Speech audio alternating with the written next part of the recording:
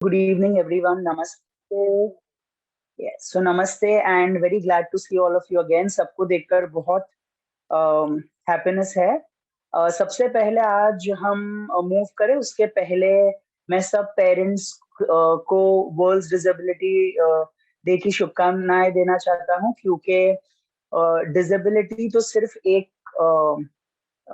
एक थॉट है माइंड में, लेकिन आप एज पेरेंट्स आप लोग ने वी कनेक्ट के साथ जुड़ के और अपने एक्सपीरियंसेस जो आपने ओवरऑल फेसेस की है, आई एम श्योर आप लोग उससे काफी ऊपर उससे फाइट करके आगे आ गए हो। So God bless all of you.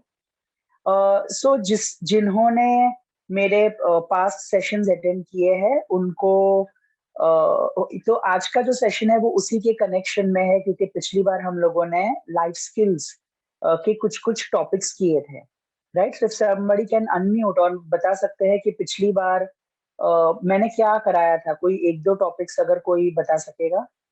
या जैसे आपने बोला था कि बच्चों को प्रॉफिट लॉस सिखाइए, डिस्काउंट और परसेंटेज बताइए, मैप सिखाइए, फिजिकल साइकोलॉजी और होम साइंस सिखाइए।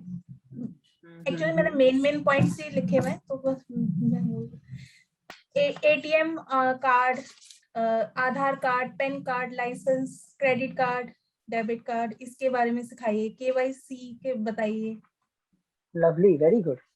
कैलेंडर के बारे में हमने बात करी कैलेंडर के थी। बारे में, रेगुलर क्लॉक सिखाइए, फिर 24 आवर क्लॉक सिखाइए, फिर वीकेंड प्लान करना कैलेंडर में सिखाइए, आपने बताया था। लवली। सो पेरेंट्स, मैं आशा करता हूँ कि आप लोग ये सब चीजें आपने धीरे धीरे शुरू कर दी है, एटलीस्ट आपके यहाँ। प्रेरणा मैम ने बोला होटल का बिल, हाँ, क्रेडिट कार्ड वगैरह, yes yes. So I am hoping कि आप लोग ने ये सब चीजें धीरे धीरे बच्चों को सिखाना स्टार्ट कर दिया होगा। आज का जो टॉपिक है वो उसी के कनेक्शन में है, बट वेरी इंपॉर्टेंट टॉपिक।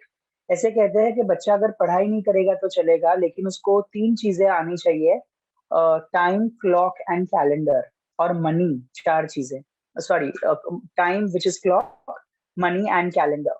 तो ये चीजें अगर कोई भी इंसान को आ जाती है तो सोसाइटी में सर्वाइवल काफी आसान हो जाता है, राइट? तो आज हम लोग शुरू करेंगे मनी से।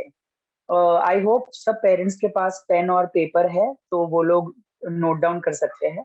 तो मनी बच्चों के लिए इम्पोर्टेंट क्यों है? क्योंकि हम बोलते हैं ना कि पैसे के बिना हम घर के बाहर पैर नहीं रख सकते हैं, and I think that is so true. तो आपको आपके एक्शंस के थ्रू ही बच्चे को वो दिखाना है कि सबसे पहला स्टेप इसको लेकर ये होगा कि बच्चों को शॉपिंग के लिए लेकर जाओ, राइट? जब आप शॉपिंग के लिए लेके जाते हो तब बच्चे को पता चलता है ट्रांजैक्शंस क्या होते हैं, या पैसों का लेन देन क्या होता है, एंड देन दे अंडरस्टैंड इसका वैल्यू क्या है। छोटी सी चीजें शुरू होती है, घर पे बिस्किट्स आते हैं या चॉकलेट आती है, फिर बच्चा जिद करेगा कि मुझे नीचे जाना है लेने के लिए, और यहाँ से ये चीज की शुरुआत होती है। So first step, you as parents, आप एज अ पालक, आपको ये देखना है कि आप बच्चे को इस प्रोसेस में एक्टिवली इन्वॉल्व करो। जैसे हर कहीं जाते हो तो उसको साथ में लेकर जाओ और ये लेन देन अंडरस्टैंड करो। अंकल ने पैसे दिए, मेरे से ले लिए, अब अंकल मुझे कुछ रिटर्न करेंगे या मुझे कुछ सामान देंगे। सो देन दे अंडरस्टैंड के ये लेन देन के लिए जरूरी एक मीडियम है। एक हम शुरू करेंगे रिकॉग्निशन। रिकॉग्निशन मतलब पहचान। और कौन सी चीज से शुरू करेंगे? 1 rupee coin, 2 rupee coin, 5 rupee coin and 10 rupee note, और 10 रुपीज का कॉइन और 20 रुपीज का नोट। इससे हम शुरू करेंगे। सो अगर पेरेंट्स, यहाँ पर जो पेरेंट्स है जिनके बच्चे छोटे हैं उनके लिए भी ये आसानी होगी, और बड़े हैं लेकिन अगर मनी नहीं आता है तो स्टार्ट विथ रिकॉग्निशन। बच्चे को नंबर्स आते हैं जिसके लिए 1 से 20 तो वो लोग इजीली आइडेंटिफाई करेंगे।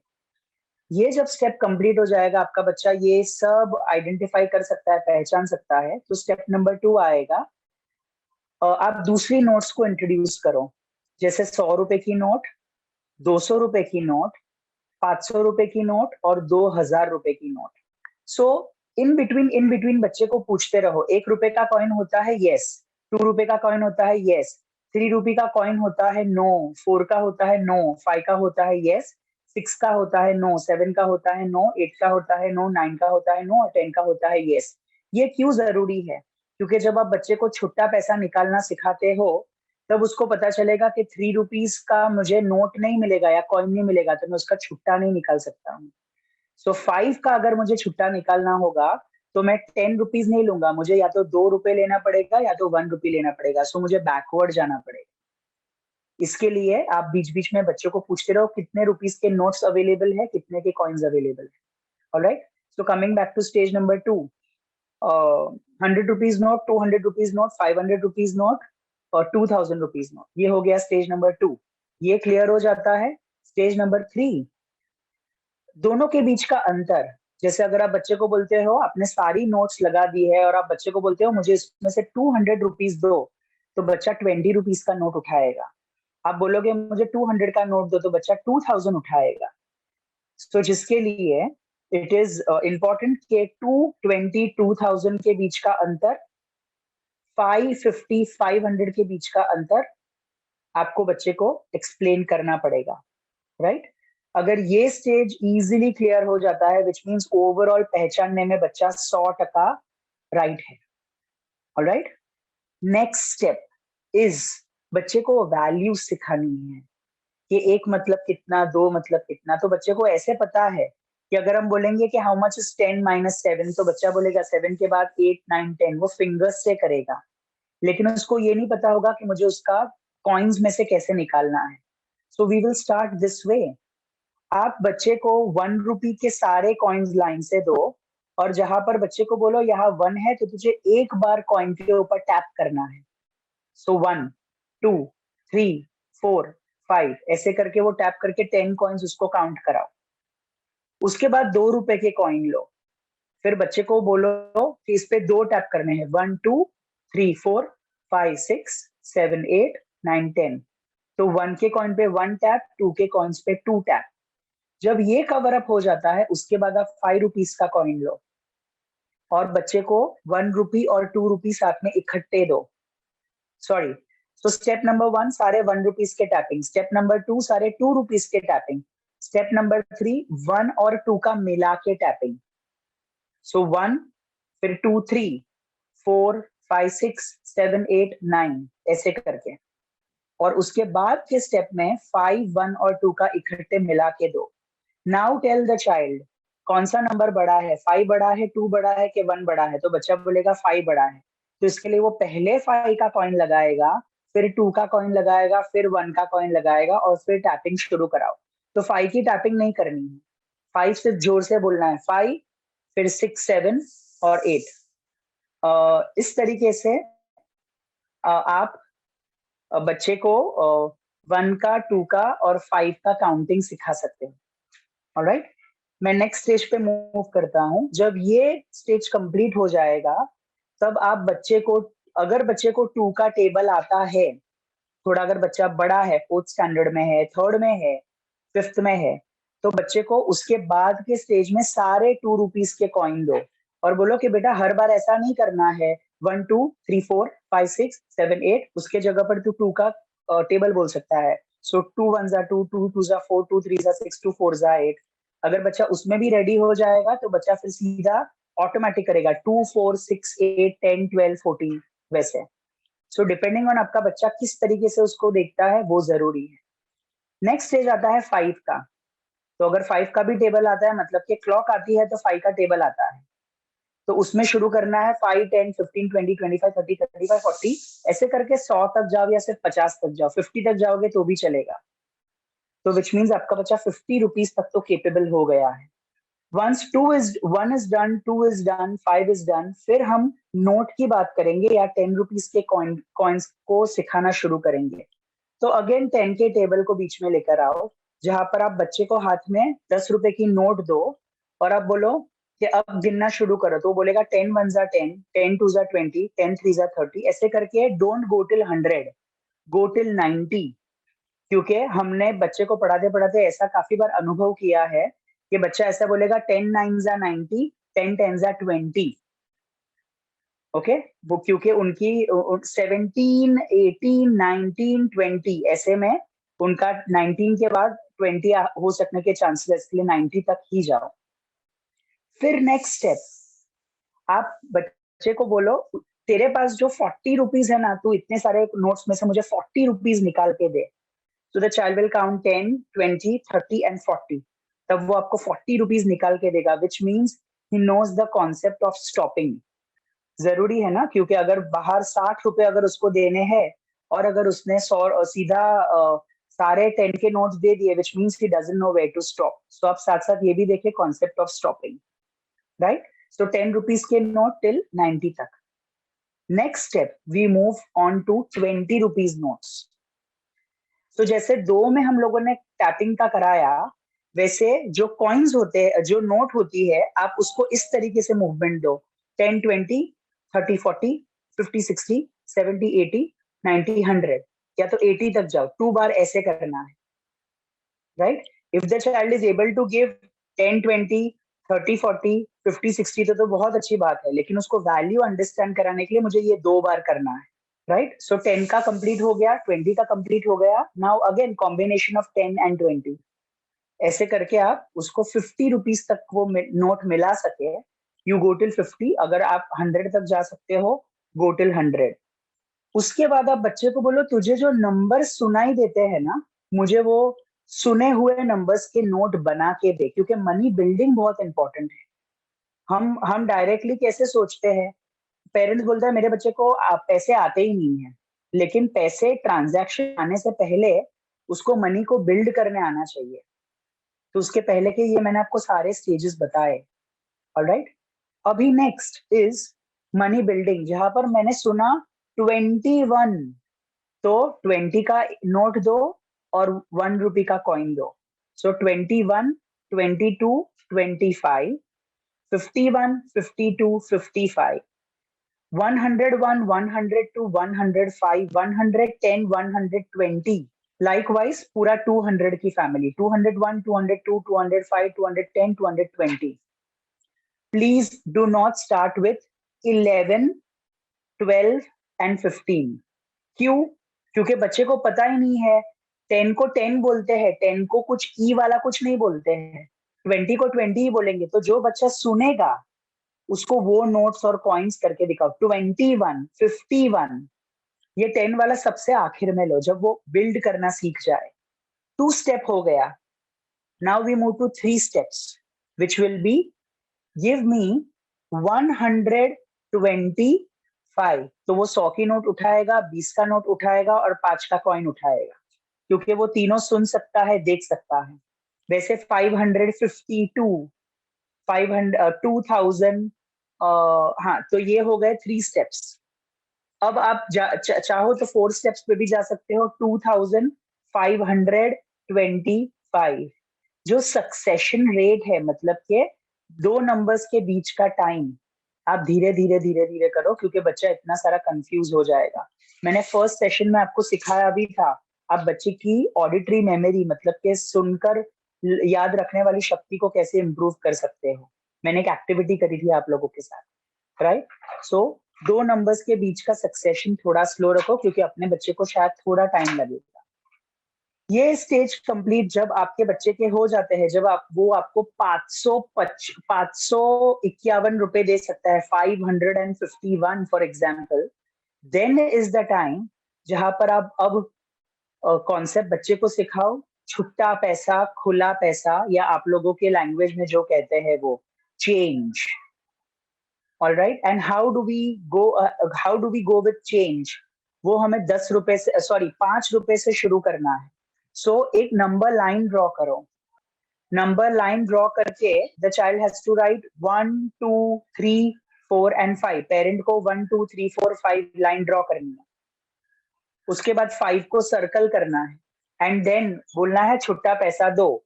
तो उल्टा चलो, 5 के पहले आता है 4, क्या 4 रुपीज का नोट होता है, कॉइन होता है? नहीं। 3 का होता है? नहीं। 2 का होता है? हाँ। So then the child will say 1, 2, 3, 4, और फिर अगेन 4 ही है, इसके लिए इसमें हमें कुछ और एक कम पड़ेगा, so we have to take 1 rupee coin. So ऐसे करके हम बोलते हैं कि 2 कॉइन 2 रुपए के और एक कॉइन 1 रुपए का मिला के इसको बोलते हैं 5 रुपए। तो बच्चे को 3 वेरिएशंस बताओ, 5 रुपए का नोट, 5 रुपए का डॉलर, और 2 और 1 का कॉइन, और सारे 1 रुपए के कॉइन्स मतलब के 5 coins. So the child understands all these 4 variations. Okay? हमें दौड़ना नहीं है, हमें ये देखना है कि बच्चे को कॉन्सेप्ट कितना समझ आया. Please ensure. Then we move to 10 rupees, जहां पर बच्चे को 10 रुपए का नोट दिखाओ. 10 सेम अगेन नंबर लाइन दो. 10 रुपए का नोट दिखाओ, 10 रुपए का सिक्का दिखाओ, एंड फिर बच्चे को बोलो 5 का, अभी 5 का सिक्का तेरे हाथ में है तो 5 का टेबल बोलो. सो द चाइल्ड विल से 5 1s are 5, 5 2s are 10. So you hold there. 5 2s are 10 मतलब के 5 के 2 सिक्के लगेंगे. सो बच्चे को बोलो कि ये 2 coins of 5 मतलब 10, तो ये उसका छुट्टा हो गया. फिर 2 का टेबल दो और 1 का टेबल दो. सो 2 के 5 कॉइन्स हो गए, 1 के 10 कॉइन्स हो गए. ऐसे करके हमने छुट्टे पैसे सिखाने हैं बच्चे को. और लास्ट वेरिएशन 1 2 को मिला के मिक्स करके बच्चे को बोलो ये मुझे मिला के 10 रुपीज बना के दो. तो बच्चा जब मिला के 10 रुपीज बना के देगा तो आप बोल सकते हो कि ये जो है वो मिक्स वेरिएशन है, मतलब कि जिसमें 1 का कॉइन और 2 का कॉइन मिक्स है. तो एज अ पेरेंट आपको ये बोलना है 5 का छुट्टा 10 रुपीज का मुझे छुट्टा दो 5 रुपए बना के, 10 रुपीज का छुट्टा दो मिक्स बना के, 10 रुपीज का छुट्टा दो 2 रुपए बना के. नेक्स्ट 10 का जैसे चेंज हो जाएगा वैसे हम लोग 20 और 50 के चेंजेस तक जाएंगे. ओके. लेकिन फिर बच्चे को आपको छोटी छोटी चीजें सिखानी है कि अगर ढेर सारे 50 रुपी के अगर मैंने छुट्टे लिए 2 रुपए करके, तो प्रैक्टिकली सिखाओ. जब मेरे पास बच्चे पढ़ने आते हैं तो मैं उनकी जेब में वो कॉइन्स भर देता हूँ. फिर मैं बोलता हूँ चलो झुक के तू शूज की लेस बांध. जैसे ही वो लेस बांधने जाएगा तब सारे कॉइन्स गिर जाएंगे. राइट. सो ही अंडरस्टैंड्स कि अरे मेरे तो पैसे गिर गए. So therefore you stress the importance of notes, कि इसके लिए तेरे पास नोट्स होनी जरूरी है और कॉइन्स नहीं. तो ये जब तक वो प्रैक्टिकल नहीं समझेगा तब तक वो सिर्फ अपना एक एज अ भाषण वो लेगा, but he has to understand it practically कि क्यों मम्मी मुझे ना बोल रही है या क्यों पापा मुझे ना बोल रहे हैं इस चीज को लेकर. So not more changes to be taken. Right. चलो. सो इतना तक हो गया about complete introduction to money, कि आप मनी को किस तरीके से अलग अलग वेरिएशंस में इंट्रोड्यूस कर सकते हो और छुट्टा पैसा निकाल के कर सकते हो. Now we move to the last topic in money, और वो सबसे बड़ा हीरो है, एंड दैट्स ट्रांजैक्शंस, मतलब के लेन देन. So again you have to start with 2 rupees coin. आपको बच्चे को देना है परचेस. उनके उनके साथ ये वर्ड्स यूज करो. परचेस मतलब के खरीदारी. ओके. रुपीज मतलब के हमने इतने रुपीज अंकल को दिए. और रिटर्न. ये 3 कॉन्सेप्ट बच्चे को एकदम ही क्लियर आने चाहिए. फिर आपने बोला कि एक जो सामान था वो 3 रुपए का आया और 3 रुपए का कॉइन होता है, तो बच्चा बोलेगा नहीं होता है. तो आप बोलोगे तो आपको कितने का देना है. आपने 5 रुपए दिए. अब बच्चे को ये बोलना है कि अंकल हमें कितना पैसा वापस देंगे.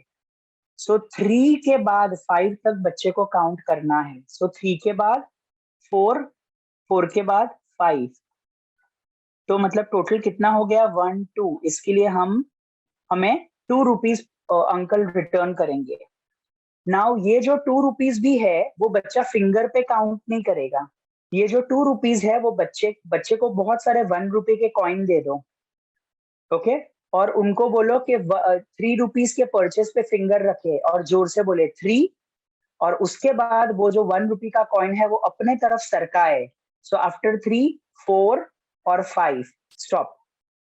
फिर कितने कॉइन्स बचे 2, तो बच्चे 2 कॉइन्स निकाल के देंगे. 1 वर्ड ऑफ कॉशन, ये मैंने बच्चे को पढ़ाते पढ़ाते खुद लर्न किया.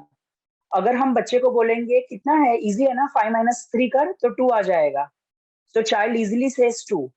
लेकिन जब उसको निकालने की बारी आती है ना 2 रुपीज का 2 रुपीज का कॉइन या उसका 1 करके, तो बच्चे नहीं निकाल सकते हैं. सो देयरफॉर एनकरेज करो कि बच्चा कॉइन सरका के आपको दे.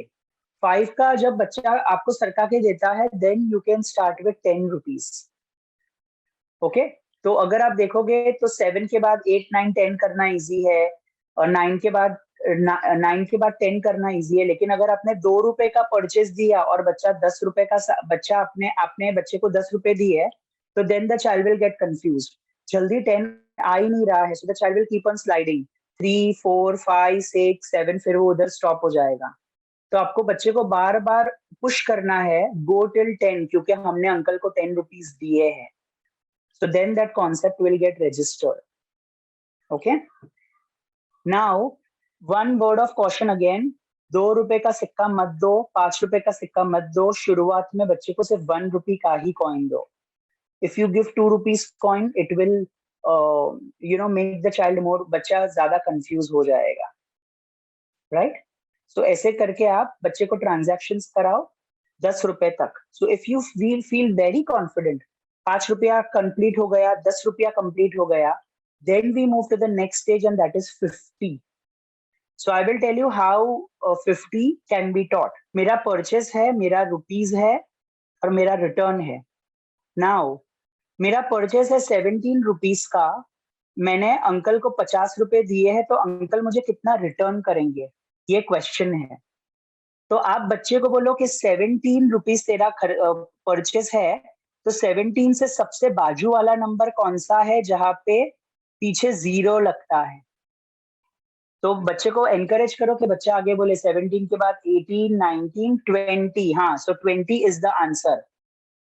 तो पहला हम छोटा जंप मारेंगे 17 से 20 तक, और बच्चे को बोलो 1 रुपए का कॉइन यूज करे, तो बच्चा बोलेगा 17 के बाद 18, 19 और 20। 20 आया, अब पीछे 0 है, 20 के पीछे 0 है।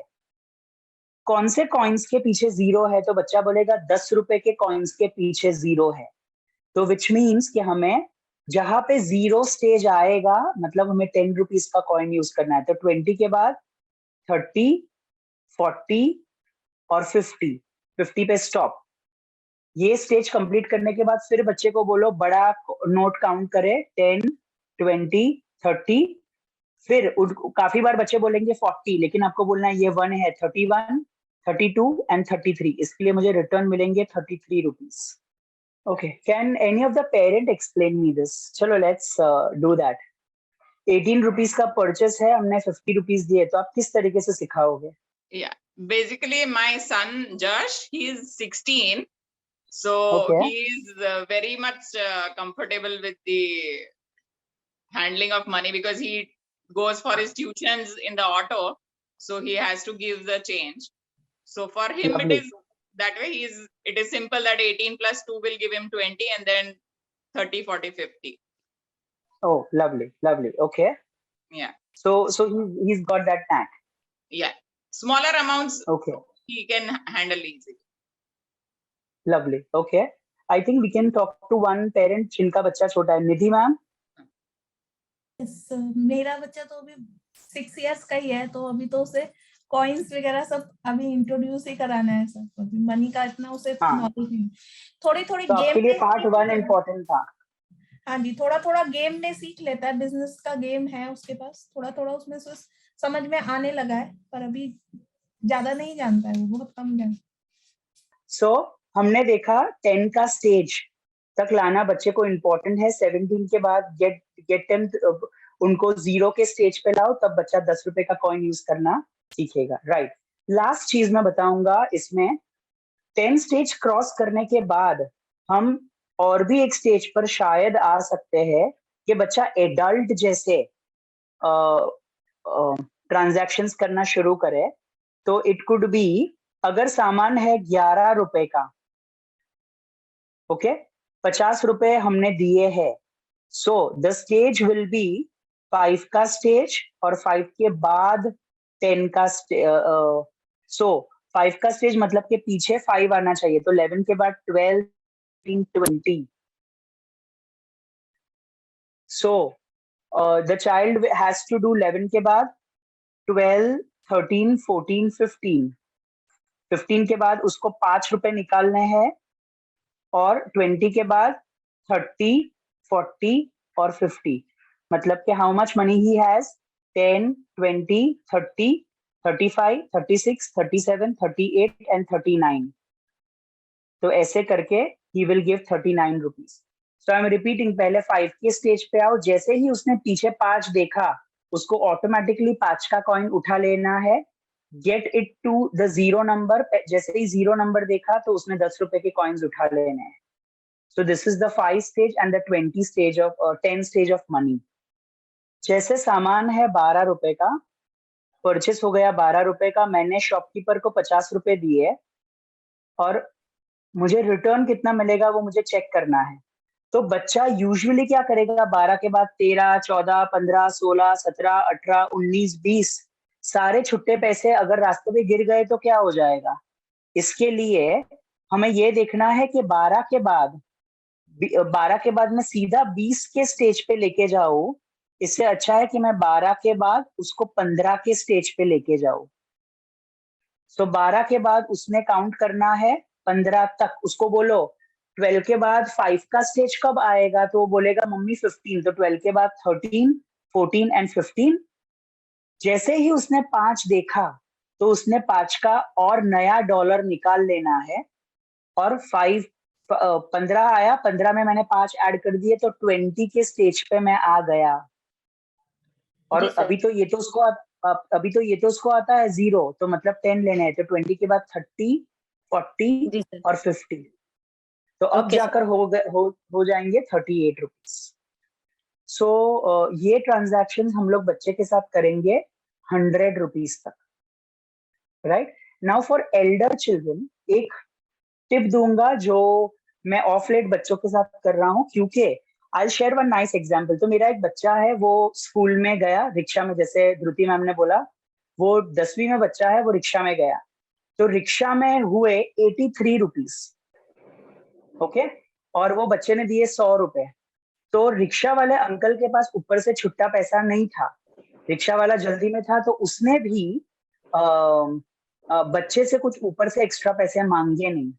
तो जिसके लिए वो बच्चे को लगा कि 83 हुए, मेरे पास छुट्टे नहीं है, रिक्शा वाले ने रिटर्न नहीं किए, तो वो 100 रुपए उधर का उधर ही देके आ गया, विच मीन्स कि वो बच्चे के 17 रुपीज का लॉस हो गया. Isn't it?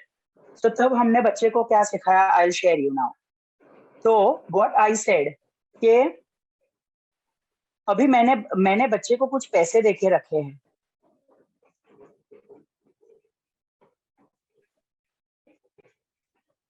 इतने पैसे मैंने बच्चे को देके रखे हैं. ओके, रिक्शा का बिल हुआ, तो मैंने बोला कि मैं रिक्शा वाला हूं और तू कस्टमर है. तो रिक्शा का बिल हुआ है 13 रुपीज. ऑलराइट, एंड तूने मुझे 20 रुपए दिए. अब मुझे तुझे कितने रिटर्न करने हैं, तो वो बोलेगा सर आप 13 के बाद स्टार्ट करो. तो मैंने बोला ओके, 13 के बाद 14, 15, 16. मेरे पास तो छुट्टा खत्म हो गया, अब मैं क्या करूंगा. तो उसने बोला कि हाँ, सो अब मैं क्या करूंगा, मेरे पास नहीं है, सामने वाले के पास नहीं है. तो फिर मैंने बोला तुझे हमेशा मांगने पड़ेंगे. सो इसके लिए मैंने उसको बोला कि भैया मुझे ऊपर से 3 रुपया दो. सो 20 रुपीज जो दिए थे ऊपर से वो कस्टमर ने मुझे और 3 रुपया दिया. तो एज अ रिक्शा वाला मेरे पास टोटल 23 रुपए हो गए. ये 23 में से मेरा खर्चा कितने का था, 13 रुपए का, तो मैंने -13 कर लिया. तो इसलिए, और ये मैंने बोला ऊपर से 3 रुपए दो, मतलब कैसे पता चलेगा, ये जो 3 है उसको सर्कल करके मैंने सिखाया और बोला ये 3 रुपीज ऊपर से छुट्टा तुझे देना चाहिए था. तो ऐसे करके 23 - 13 हो गया 10. तो रिक्शा वाला तुझे 10 रुपए रिटर्न करेगा. सो दिस इज हाउ, अगर आप बच्चे को सिखा सकते हो कि अगर सामने वाले के पास छुट्टा पैसा नहीं है तो तू ऊपर से उतना छुट्टा पैसा देगा तो वो तुझे सामने नोट देगा और कॉइन्स नहीं देगा. That is what you can teach. और आपको छुट्टा पैसा कितना देना है, अगर नंबर है 13 रुपीज तो पीछे का जो वंस का नंबर है उसको सर्कल करके उतना पैसा छुट्टा देना है. That is how you can teach them कि वो कंप्लीट नोट आपको रिटर्न मिले. Right, so these were very basics of transaction जो मैं चाहता हूं कि आप आपके बच्चों के साथ मनी मैनेजमेंट में प्रैक्टिस करो. Okay, till 100 also.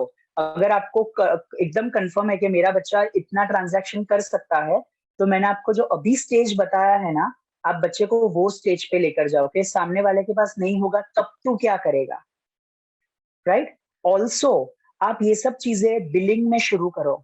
आप होटल में गए तो एक थम्स अप जो था वो 40 रुपीज का था, 3 थम्स अप कितने के? तो वो बोलेगा 120 रुपीज के। तूने अंकल को 150 रुपीज दिए या 200 रुपीज दिए तो अंकल कितना रिटर्न करेगा?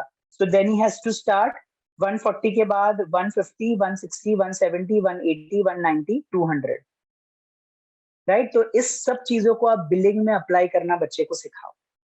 साथ साथ आप बच्चे को ये भी एक इंपॉर्टेंट चीज सिखाओ, the concept of 5 star hotels and concept of सादी होटल्स।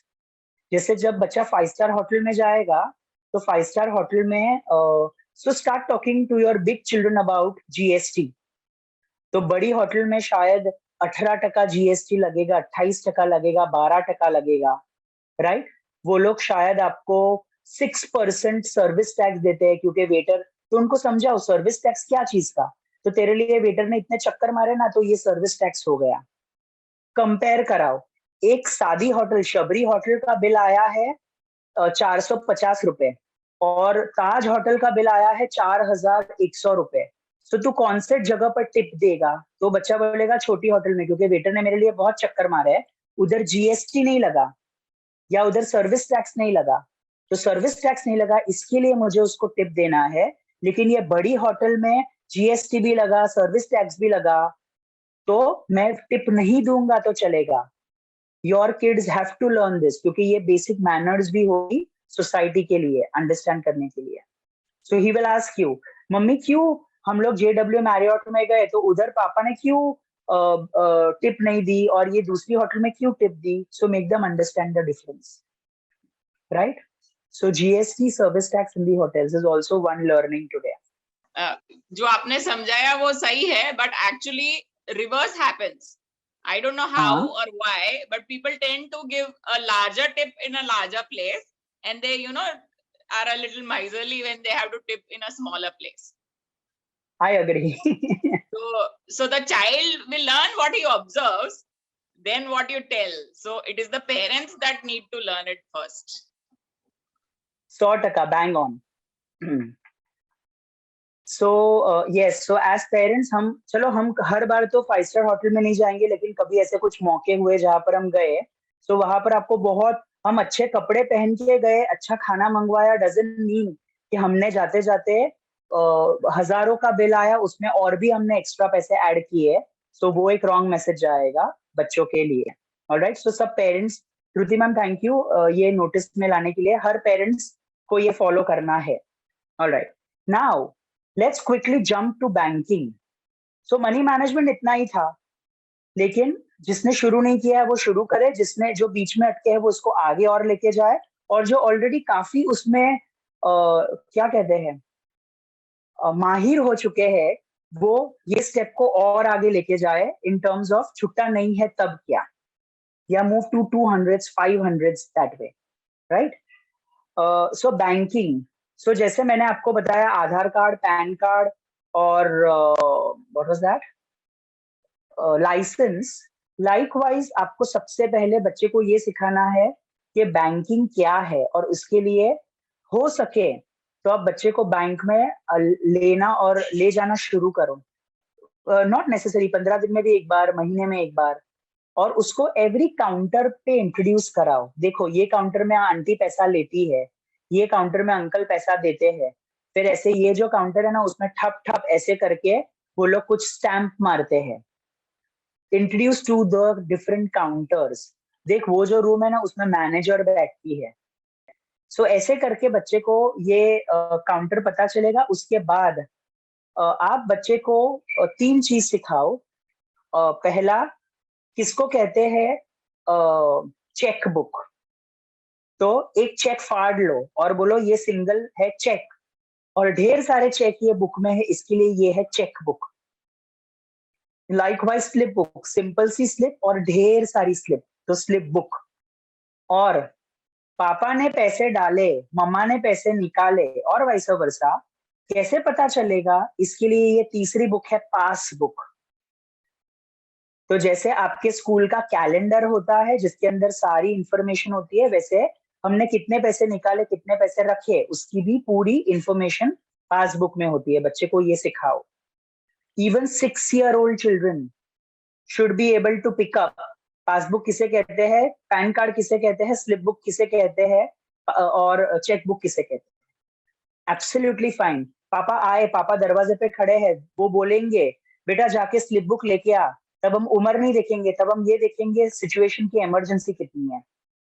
अगर बच्चे को पता होगा तो वो आसानी हो जाएगी, and your parent will be proud, कह रहे देख मेरे बच्चे को तो इतना सारा आता है। Alright, so this is necessary. उसके बाद हम अभी चेक पे जाएंगे। हाँ, उसके पहले बिफोर आप ये तीनों बुक भी इंट्रोड्यूस करो, अगर आपका बच्चा 4th में है, 5th में है और बड़ा है, तो he should know filling up a form, bank का फॉर्म। तो यहाँ पर 2 कॉन्सेप्ट आते हैं। बिजनेस अकाउंट मतलब के what is that called, saving account and corporate account, current account, yes current account. हाँ, सो अपना बिजनेस है तो ये करंट अकाउंट होता है। तो बोलेगा पापा अपना बिजनेस नहीं, हम लोग नौकरी कर रहे हैं, तो अपना सेविंग अकाउंट होगा। बच्चों का होगा वो कब अकाउंट होगा।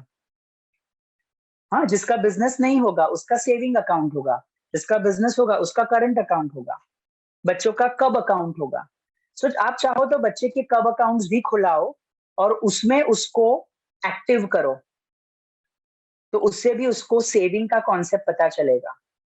केवाईसी मैंने पिछली बार कराया तो वो I don't need to explain, आप वो बच्चे को कराइए। उसके बाद चेक आया तो चेक खोलो, और सबसे पहले बच्चे को ये पता होना चाहिए, चेक के ऊपर लिखा हुआ होता है कि मेरा कौन सी बैंक में अकाउंट है। सो बैंक का नाम हमेशा ऊपर लिखा होगा। उसके बाद साइड पे डेट होती है तो डेट लिखनी है। उसके बाद नीचे एक लाइन होगी जहां पर हम सिग्नेचर करते हैं, तो आजकल वहां पर नाम आते हैं, मिहिर पारेख। तो ये अकाउंट किसका है, ये अकाउंट मिहिर पारेख का है। तो आप ऐसा भी पूछ सकते हो दैट ये अकाउंट किसको बिलोंग करता है, खातेदारचं नाव काय, तो उसका नाम है ये, राइट। उसके बाद आप बच्चे को सिखाओ, नीचे एकदम बॉटम पे 3 नंबर्स होते हैं, 1 ग्रुप, 2 ग्रुप, 3 ग्रुप। तो जो फर्स्ट ग्रुप होगा that is the cheque number. पीछे के दोनों ग्रुप को नजरअंदाज करने हैं, जो फर्स्ट ग्रुप होगा वो चेक नंबर होगा। इसको बोलते हैं reading of the cheque. Cheque भरने की इसमें मत रहिए, पहले चेक रीडिंग सिखाओ, ओके। और फिर उसके कॉलम, ये चेक के बीचों बीच एक रेक्टेंगल बॉक्स होगा जहां पे लिखा होगा A/C। तो उसको बोलो कि ये बैंक की भाषा है, this is the language of the bank. A/C मतलब कि अकाउंट नंबर, और वहां पर बोलो ये अपना अकाउंट नंबर है। Now your child is ready to read the cheque. तो वो क्या रीड करेगा, बैंक का नाम, डेट, किसका अकाउंट है, चेक नंबर क्या है और अकाउंट नंबर क्या है। अब बच्चे को ये सिखाना है कि पूरा जब चेक ब्लैंक होता है ना, तब आप साइन नहीं करोगे। वेरी इंपॉर्टेंट, हाँ, नो साइन। पूरा चेक भरा हुआ होना चाहिए, उसके बाद आप साइन करोगे। तो जहां पर पे होगा वहां पर सबसे पहले आप सिखाओ सेल्फ, एक सेल्फ का चेक होगा। उसके बाद आप उसको नंबर देते हो 200 रुपीज, तो आप उसको वो राइट हैंड साइड कॉलम जो होता है साइन के ऊपर का जो छोटा सा बॉक्स, वहां पे 200 रुपए लिखना है। अभी 200 रुपए लिखना है, लेकिन 200 हो गया, लेकिन कोई 2 लाख भी भर देगा, कोई 20,000 भी भर देगा, तो how do you stop the zero. तो आपको, अगर छोटे बच्चे हैं तो आप ये वर्ड यूज कर सकते हो, जीरो का गेट बंद कर दो। Okay, 4th standard 5th standard के बच्चे, जीरो का गेट बंद कर दो मतलब कि स्लैश करो और डैश कर दो, 200 के बाद स्लैश और डैश, विच मीन जीरो का गेट बंद हो गया। और जब आप इसको वर्ड्स में ट्रांसलेट करते हो, सो 200 और गेट का नाम क्या है, ओनली। सो एवरीथिंग बच्चा जो है वो नंबर से, नंबर नेम्स पे एज इट इज लिखेगा, 200 ओनली। सो अब पूरा चेक भर के हो गया सेल्फ के साथ। और उसको सिखाओ सेल्फ मतलब के सेल्फ को रिलेट करो माई सेल्फ, मतलब मेरे लिए पैसे निकालने हैं, राइट। थोड़ा एडवांस स्टेज, अगर हमें किसी और को पैसा देना है तो सेल्फ की जगह पे मम्मी का नाम या पापा का नाम लिखो। बच्चे को ऐसा भी सिखाओ कि सामने वाले को बोलो कि मुझे तू लिख के दे नाम, क्योंकि काफी बार मिस्टेक होगी, इसलिए बच्चे को बोलो पेंसिल से चेक भरना शुरू करे, नॉट विथ पेन्स, राइट। फिर उसको वो क्रॉस करना सिखाओ। अगर वो नाम है मिहिर पारेख, तो उधर साइड पे क्रॉस करना है चेक को, और जो राइट हैंड साइड पे जो बेरर होगा उसको क्रॉस करना है। इतनी चीजें बच्चे को आनी चाहिए चेक में। फिर ये जो चेक है वो अगर गुम हो गया तो आप क्या करोगे? इसके लिए बच्चे को जो आगे हम लोग जो लेजर फोलियो में जो अकाउंट जो डिटेल्स मेंशन करते हैं, बच्चे को उसका रीजन दो कि ये 51 नंबर का चेक मैंने मिहिर पारेख को दिया था, ये मिहिर पारेख क्यों दिया था, कौन है ये, तो वो आगे सब मेंशन करना जरूरी है। I forgot to mention one very important point. Cheque में ऊपर हम लोग डेट जब लिखते हैं तो उसके अंदर DDMMYYY का फॉर्मेट होता है। तो बच्चे को हमेशा 01, 02, 03 उसी तरीके से नंबर बैंकिंग के काम में कराना शुरू करो, सॉरी डेट्स के काम में। ऑलराइट, तो this was all about reading of the cheque और फिलिंग अप द चेक। बच्चे को आपको ये भी सिखाना जरूरी है, चेक के पीछे हमेशा अपना नंबर डालो, मोबाइल नंबर और मम्मी या पापा का नाम, कि अगर रास्ते पर चेक गुम हो गया तो आप हमें शायद उसके लिए फोन आ सकता है। एक IQ क्वेश्चन है जो मेरे ख्याल से हमें सबको अपने बच्चे को पूछना चाहिए। ऐसा क्यों, जब आप चेक इंट्रोड्यूस कर रहे हो, ये मैं तब की बात कर रहा हूँ, ऐसा क्यों होता है कि आपको ज्यादा चीजें चेक में करनी चाहिए और कैश में नहीं? सो छोटा बच्चा होगा ना, वो ये बोलेगा कैश अगर गिर जाएंगे तो, राइट, क्योंकि उनको ब्लैक और व्हाइट का पता नहीं होता है। तो उनको अंडरस्टैंड कराओ कि कैश इसके लिए जरूरी है छोटे ट्रांजैक्शन के लिए, अगर बड़े ट्रांजैक्शन करने हो तो उसके लिए मेरा चेक होगा तो मेरे पास उसका बैंक में रिकॉर्ड रहेगा। तो वो रिकॉर्ड करने के लिए हम नेक्स्ट चीज पर मूव करेंगे, which is slip book. We have some more time, 5-10 minutes मैं बात करूंगा स्लिप बुक पे। तो स्लिप बुक पे अगेन उनको पहले बताओ, एक पूरा स्लिप निकाल के दिखाओ जहां पर समझाओ छोटा वाला जो है वो कस्टमर कॉपी है, बड़ा वाला जो है वो बैंक कॉपी है। इसको भी reading of the slip book बोलेंगे। फिर बच्चे को बताओ डेट क्या है, अकाउंट नंबर, तो वो चेक बुक में अभी बच्चे को अकाउंट नंबर पता है, इसके लिए वो स्लिप बुक में अकाउंट नंबर भर सकता है।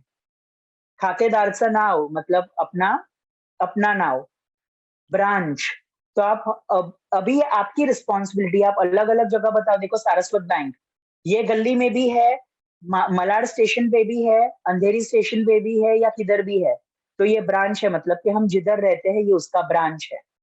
तो बच्चा ये सारी चीजें भरने आनी चाहिए। नाउ पिकअप द मनी, और वहां पर वो मल्टीप्लाई वाला ऑप्शन होता है, 100 रुपए का कितना नोट है, तो 100 रुपए मल्टीप्लाइड बाई 5। बच्चे को कैलकुलेटर दो हाथ में, अगर बच्चा ओरली कर सकता है तो वेल एंड गुड। 100 5 जा 500, 200 2 जा 400, ऐसे करके उसको कैलकुलेटर में पूरा टोटल करने दो। जब वो टोटल आ जाएगा उसको बोलो वो टोटल नीचे लिखे और फिर उसका नंबर नेम लिखे। ऐसा सेम टू सेम डिटेल उसको कस्टमर कॉपी में भरना पड़ेगा। अभी सिर्फ मैं कैश का ही बता रहा हूँ। So now the child has understood two important things. मैंने पैसा निकाला मतलब के विड्रॉ, और मैंने पैसा बैंक में भरा मतलब के deposit. So these two terms are very important, deposit और विड्रॉ 10 साल के ऊपर के बच्चों के लिए। Just for your information, one of the IQ questions is, what does C and D in the bank stand for? So C stands for credit and D stands for debit. तो धीरे धीरे ये सिखाने लगो, क्योंकि जब हमें बैंक के मैसेजेस आते हैं तभी ऐसा आता है that so and so amount आपके अकाउंट से डेबिट हो गया। These are basic languages of banking, right? सो अभी मुझे पता है, मैंने माई सेल्फ का चेक निकाला, मैंने ये पूरा करके डिपॉजिट किया, अब ये सारी एंट्री मुझे कहाँ मिलेगी? So now I will pick up the third book and which is my passbook. तो अब बच्चे को आप बताओ कि यहाँ पर passbook reading starting of the passbook में ऊपर आएगा नाम, एड्रेस, फिर IFSC कोड, ये भी मैं मेंशन करना भूल गया चेक में, IFSC कोड या IFS कोड, काफी बैंक में IFS होता है. So teach them branch, IFS code, क्योंकि जब बच्चे को हम NEFT करना सिखाएंगे तब उसको ये सब आना चाहिए. I believe we can have one session on this also. हाँ, NEFT वगैरह जब हम बच्चे को करना सिखाते हैं तो उसके पास IFS कोड वगैरह होना चाहिए. तो बच्चे को आप ये सिखाओ. एंड देन पासबुक रीडिंग उसको आना चाहिए. विड्रॉ, कितना विड्रॉ हुआ, तो उसके पहले बच्चे को विड्रॉ पता होना चाहिए. डिपॉजिट कितना हुआ, एंड डिटेल्स, डिटेल्स मतलब कि मैंने ये पैसा किसको दिया, और balance. So 3 terminologies are important: withdraw, debit, deposit and balance. फिर बच्चे के साथ गेम खेलो. 27 सितंबर 2021 में बता मुझे कितना बैलेंस है. तो बच्चा ऐसा करके बोलेगा मम्मी ये इतना बैलेंस है. Very good. उसके बाद बोलो कि ये दिन पे किसने इतने पैसे डाले, तो श्री श्री रविशंकर विद्या मंदिर से मुझे इतने पैसे मिले. सो दिस इज हाउ आप बच्चे को पासबुक रीड करना सिखाओ. So your spouse, you as a parent, आपको संतोष कब मिलेगा, जब अचानक से कुछ इमरजेंसी होगी. और अगर आप बच्चे को बोलोगे मेरी पासबुक खोल और मुझे बता कि 28 फरवरी को ये 2500 रुपीस कहाँ से आए, तो बच्चे को वो पासबुक रीड करनी आती है, इसके लिए बोलेगा मम्मी ऐसा कुछ लिखा है JJ enterprise. So you will be happy that your child knows कि उसको पासबुक रीड करने आती है. छोटी चीजें हैं लेकिन बहुत बड़ी बात है, right? So this was all about these 3 important things in banking, जिसको chequebook, slip book and passbook, reading कैसे करना और भरना, ये मैंने आज आप लोगों के साथ डिस्कस किया along with money. I think enough for today. अगर आपको ऐसे लग रहा होगा, अगर इस पर और कोई सवाल होंगे तो प्लीज आप मुझसे पूछो बिफोर वी स्टॉप. मुझे तो बहुत बहुत यूजफुल लगा डॉक्टर पारेख, क्योंकि ऐसा सेशन मैंने कभी भी इतनी मेरी इयर्स ऑफ प्रोफेशनल सर्विस में भी कभी अटेंड नहीं किया है. बहुत fantastic session, and I think बहुत सारी चीजें, बहुत सारी जानकारी सब पेरेंट्स को मिली. So thank you so much. Welcome, my pleasure. मेरा एक क्वेश्चन है. हाँ जी. आजकल सब कुछ ना एक्चुअली मोबाइल बैंकिंग पे हो गया है and net banking is there, तो how to teach that also to children? Okay, हाँ, हम बच्चे को 2 चीज के लिए तैयार करेंगे. सो लेट देम, उनको जानने दो पेटीएम जो है वो ऐप कैसा दिखता है, और गूगल पे जो ऐप है वो कैसा दिखता है. I will also tell you कि हम तो आप जैसे बच्चे ने पेटीएम शुरू किया तो उसमें एक ऐसे QR स्कैन करने का ऐसा कोड आएगा. तो एज अ पेरेंट अपना रिस्पॉन्सिबिलिटी कि हम बच्चे को बताएं ये QR कोड ऐसा एक डिजाइन होता है. आप अपने इलेक्ट्रिसिटी बिल के ऊपर या क्या कहते हैं, हाँ, ये पेट्रोल स्टेशन के ऊपर वो उसका जो पैटर्न होता है, तो आप बच्चे को बोलो कि एटलीस्ट वो उसके साथ मिला के मैचिंग करे.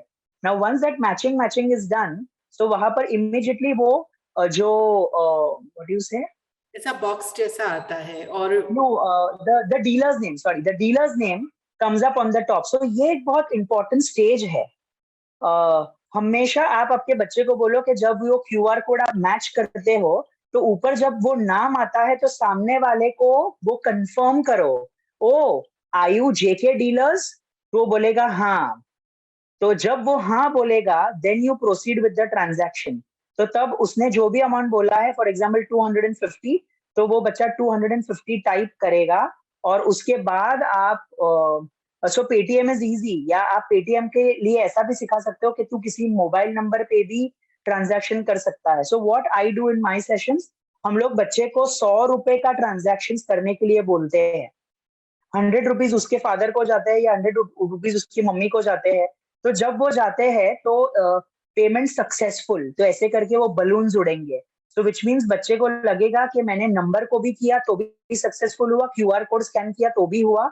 आपके घर के इलेक्ट्रिसिटी बिल भी आप इस तरीके से करा सकते हो. तो GPay and Paytm are very easy QR code से यूज करने को बच्चे को सिर्फ अंदर नंबर भरने होते हैं, सो दे आर क्वाइट कॉमन। आप तो वो हो गया, समझो the child has learned that. आपके लिए इंपॉर्टेंट ये है कि उसके बाद जो मैसेज आता है ना, वो मैसेज बच्चे को पढ़ाओ, देख इतना बैलेंस था, इतना डेबिट हो गया। डेबिट हो गया मतलब कि अपने अकाउंट से उतना कम हो गया क्योंकि हमने सामने वाले को पे किया। So they understand the entire meaning of transaction, कि ये ट्रांजैक्शन भले हमने मोबाइल पर किया लेकिन see the uncle has got that money. और I think NEFT sorry Paytm and GPay are one of the best tools कि कोई भी बच्चा उसको इजीली कर सकता है। Even 8-9 year old children can also do that. सिर्फ हमें ये ध्यान रखना है कि हम अपना पासवर्ड बच्चे को ना दे। At the same time side पे अगर आप देखोगे एक्सट्रीम राइट पे एक शेयर का ऑप्शन होता है। अगर आप ट्रांजैक्शन करने के बाद उस पर क्लिक करते हो तो वो पूरा ट्रांजैक्शन की डिटेल्स आपके व्हाट्सएप के ऊपर शेयर हो जाती है। तो विच मीन्स कि आप बच्चे को रिकॉर्ड मेंटेन करना सिखाओ। सो that is one way of transactions. Second जो NEFT का था, तो उसके लिए हमें बच्चे को बहुत सारी दूसरी डिटेल्स सिखानी पड़ती है, जैसे कि कौन से अकाउंट से कौन से अकाउंट नंबर में, जब मैंने सामने वाले के अकाउंट में मुझे पैसा भरना है तो मुझे कुछ डिटेल्स लगेगी, उसका नाम, उसका अकाउंट नंबर, उसका IFSC कोड, अमाउंट, और वो कौन सी बैंक में है। तो उसके लिए बैंक का एक ऐप होता है। सो इफ यू वांट, हम लोग कभी नेक्स्ट सेशन में I will just show that app. I am sure everybody has that app in their account, bank phone. तो आप अगर वो बच्चे को वो भी भरना सिखाते हो ना, so that is called as adding of payee and deleting of payee. तो आप पेई को कैसे ऐड करोगे, फिर आप कैसे ट्रांजैक्शन करोगे। Start teaching your children everything. सिर्फ एक ही चीज मत बताओ, इज पासवर्ड। आपके नजर में से वो ट्रांजैक्शन आपके नाक के नीचे से ही जाना चाहिए। तू जो कर ले, लेकिन अगर मैंने जब तक नहीं भरा तब तक तेरा ट्रांजैक्शन नहीं जाएगा। This is one value which we all parents have to teach. नहीं तो ऐसा पता चलेगा उसने दुनिया भर का खरीदी कर लिया और फिर अपना अकाउंट जीरो हो गया। We get that kind of credit card things from children, जिसने गेम परचेस कर ली, क्या क्या कर लिया। I hope I have answered that query. Ma'am, I would like to take that question जो finger वाला था, that just popped up but it went away.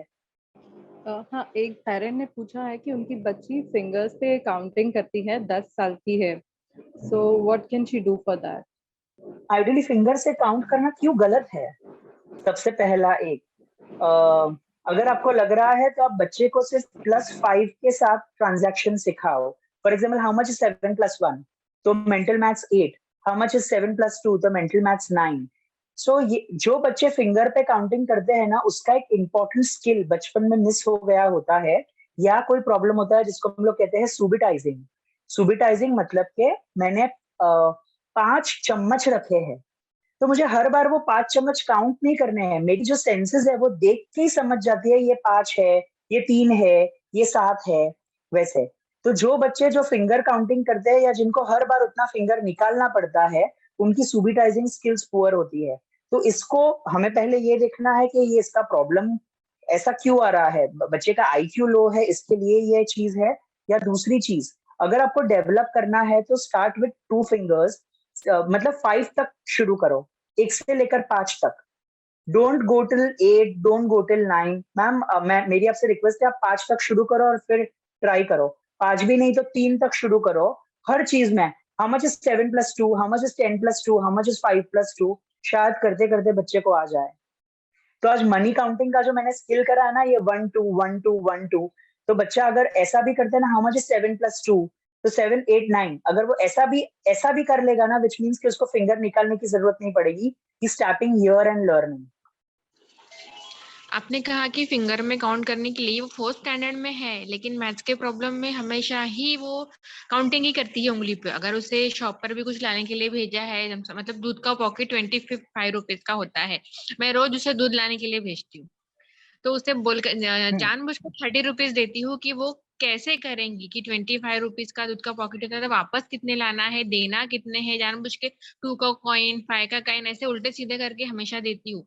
लेकिन फिर भी हमेशा एक दिन भी ऐसा नहीं हो रहा है कि वो बिना उंगलियों पर काउंटिंग करे अपना काम पूरा करे। कुछ ना कुछ कंफ्यूजन उसे होता ही है हमेशा। तो मेरा वही प्रॉब्लम है कि इसलिए मैं और क्या कर सकती हूँ? सो मैम फर्स्टली मैं आपको अप्रिशिएट करूंगा कि आप बच्चे को भेजते हो सामान लाने के लिए। तो आज अपना जो टॉपिक है आपने तो वहां पर ही वो शुरू कर दिया, सो दैट्स वेरी नाइस। मेरा सिर्फ आपसे ये रिक्वेस्ट है कि आपने अभी ये जो वर्ड बोला आप उल्टा सीधा करके उसको दे देते हो, तो आप उसको सीधा करके ही दे दो शुरुआत में। जैसे अगर 25 रुपीज तक के जो ट्रांजेक्शन है वो बच्चे के लिए हैवी हो जाएंगे, शायद वो छोटे से चॉकलेट्स जो 5 या 10 रुपए तक के है आप उतना ही उसको ट्रांजैक्शन के लिए दो, और हो सके तो सिर्फ शुरुआत में 1 रुपए के कॉइन्स ही यूज करो। तो अगर आप 1 रुपए के कॉइन यूज करोगे ना तो शायद बच्चा फिंगर काउंटिंग पे काम करना बंद करके कॉइन्स को काउंट करना शुरू कर देगा। अगर आपने जल्दबाजी में 2 रुपए या 5 रुपए का कॉइन दे दिया, या आपने सोचा कि वो हमारे जैसे 25 + 5 30 रोज तो मैं कराती हूँ तो ये आना चाहिए, तो वो मैकेनिकली शायद कभी राइट हो जाएगा, लेकिन वो समझ के नहीं होगा, इसलिए वो हर बार रॉन्ग होता है। सो मेरा ये आपसे रिक्वेस्ट है कि आप 10 रुपीज तक के ट्रांजैक्शंस 1 रुपए देके करो to teach. Thank you, Dr. Mihir. It was a really very informative session. I think हमारे पेरेंट्स ने बहुत कुछ आज सीखा है regarding banking and money transaction. आपके सारे सेशंस इतने इंटरेस्टिंग और लर्निंग वाले होते हैं. So thank you once again for bringing up all these topics to us. Thank you so much. Over to you, Vaishtai. Thank you so much. जैसे I've already said कि बहुत wonderful session था. It's really हम हर time आपसे बहुत कुछ सीखते हैं, and I'm sure कि parents भी बहुत सारी चीजें लेके जाते हैं आपसे. So thank you so much. Thank you everyone. Thank you parents. Thank you, and thank you parents join करने के लिए.